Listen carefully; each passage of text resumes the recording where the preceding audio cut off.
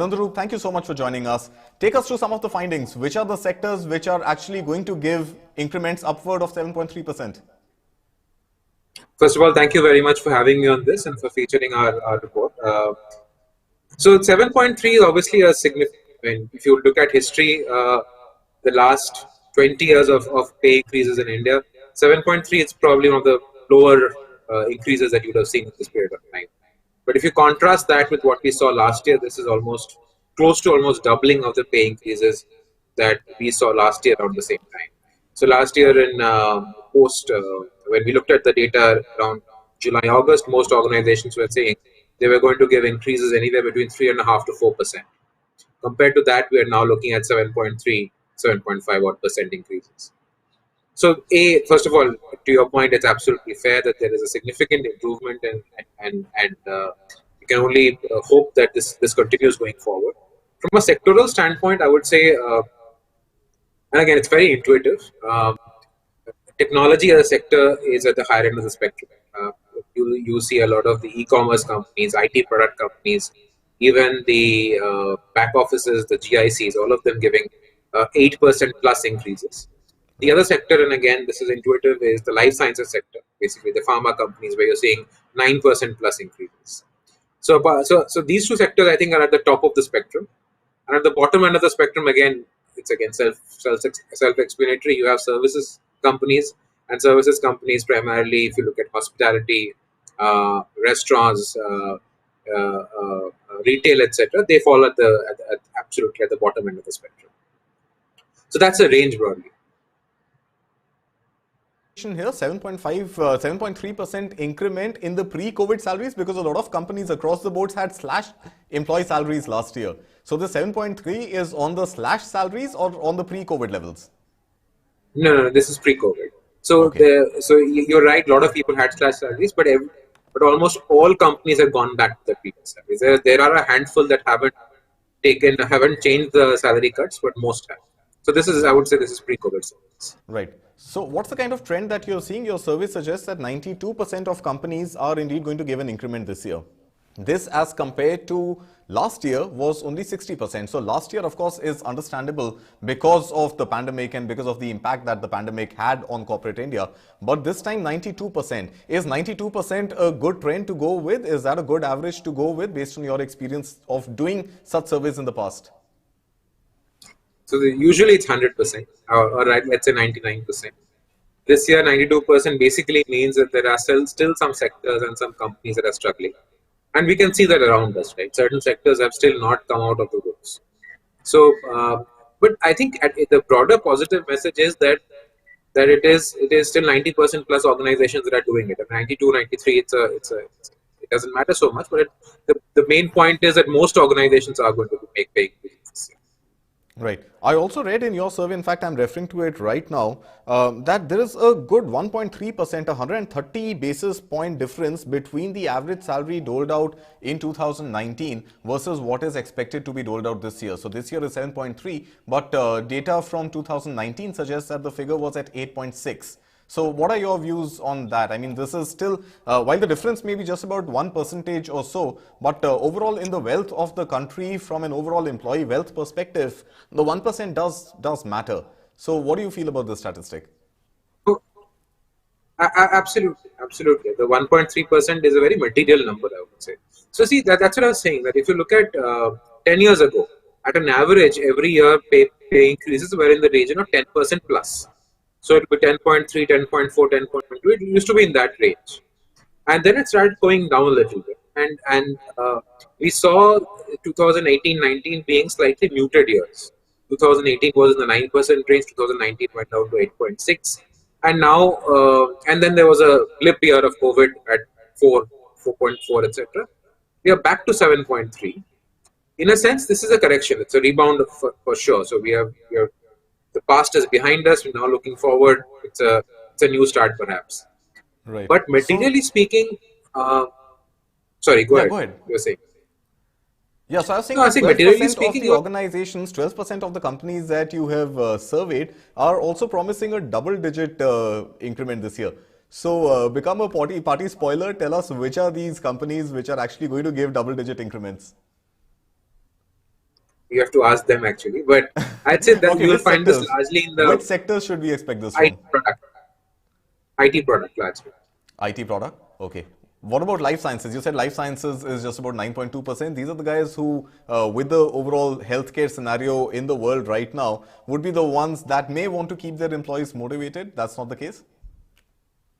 No, I think that see, I mean, for a sector like life sciences, which is mature in a, which is a fairly mature, very mature sector, I mean, there to see double-digit increases is going to be anywhere rare. You don't expect to see that as such. Right. So our life sciences will be, some of them might be around the 10% range, but broadly 9 to 10% is the range. Right. So let's go a little beyond your survey and help us understand if increments do come in like your survey suggests. What is this going to do to the consumption story in India? That's the most important part for us this year. There are two parts to this. One is CPI. The CPI right now is trending around 4%. So if you look at 7.3 vis-a-vis 4, you're seeing a 3.3% net wage growth. If you look at it from that perspective, it's necessarily would imply that there is greater savings potential or investment potential in the hands of the end. The only thing that I would also say is that there's also a study that RBI does called the householders' expectation of inflation, which actually says that the inflation today expected in the householder for a household is in the region of 9.5 to 10%. And naturally, if you were to ask me what is my expectation of inflation, I'll have a higher number in my mind. So I don't know if that is necessarily the what is the best figure to go with. But I basically say that at a broad level, you are going to see some degree of uh, additional wage in the hands of the employee beyond his or her cost of living. So that's a positive. Now it has downstream implications of whether people spend more or they save more for the rainy day that they saw last year. That remains to be seen, obviously. Like people are going to take their savings and investments, especially for the rainy day, more seriously, given the kind of mess that the world has witnessed recently with the pandemic. Do you think savings and investments is something that people are more likely to focus on?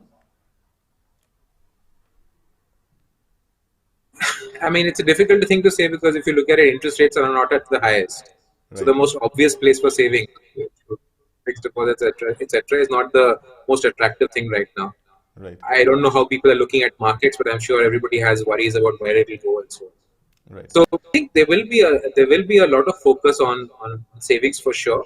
But I think the bigger question is where, how. right. So there's also talk about India possibly graduating at some point towards a 4-day, 48-hour work week. Do you think that's practical given your experience dealing with HR folks from these 400 companies that you surveyed? Um, I have to still understand the reason why we should do that. Right? I mean, is it possible? I'm sure it's possible. Will it have implementation challenges? Absolutely.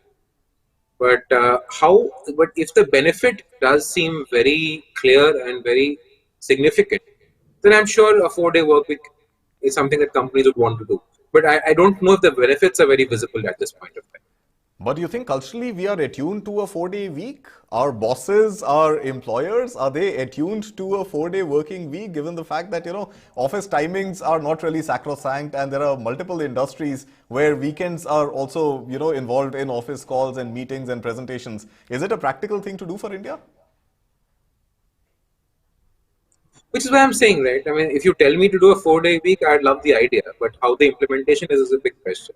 First of all, I have to be convinced about the idea that it really helps me in some. Right, Because I can in theory you can tell me that it's a 4-day week, but if I keep working 6 days, it right, makes no difference to my life. right, But I still have 4 days at 12 hours a day, so that adds to my complexity. right. That's So true. the outcome has to be very clearly defined for it to make sense. Right. So one worrying number that I stumbled upon in your report was that women represent only 22% of the workforce in India. That's a worrying trend. How do you think, or which sectors or which companies do you think are actually the ones that are propelling more women to the workforce, and which are the ones that are holding them back? I think the thing it's not. I mean, I would say actually the other way around. It's actually a positive trend because if you take a few years ago, this number wasn't 22%. Actually, even last year, this number was 21%. I would say the last year, actually, in our data shows that there was 70 basis point movement. So it went from 20.1 something to 20. 21.8 to 21.8 or 21.9. So actually, it's an improvement from compared to last year. You see, the factors that all services sectors typically employ more women. Technology typically has more women. So the gender representation is much better there. Whereas large manufacturing, traditional manufacturing tends to have lesser number of women. So that's where the range is. But I actually look at this number, 22%, as a very positive indicator. So do you think the fact that a lot of organizations had implemented work from home and fairly successfully led to more number of women being able to work and continue with whatever other responsibilities that they may share at home? I think it has obviously worked out very well in some ways. I don't know if it's difficult to say at an individual level how it has necessarily panned out, but as I see it, there has been significantly more or larger appreciation for this entire process right now. Right.